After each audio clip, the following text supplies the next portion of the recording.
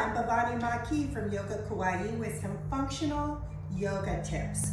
In order to open your armpit chest, you can take 2 bricks.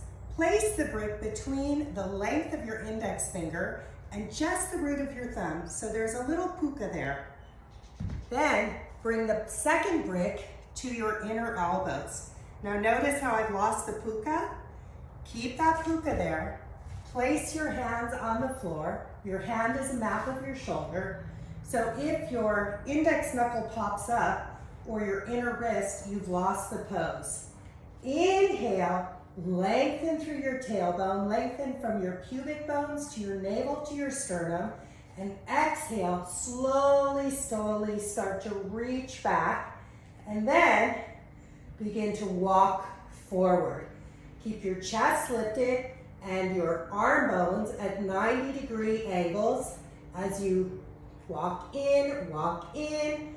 Feel the lift of your collarbones, and exhale, come on down.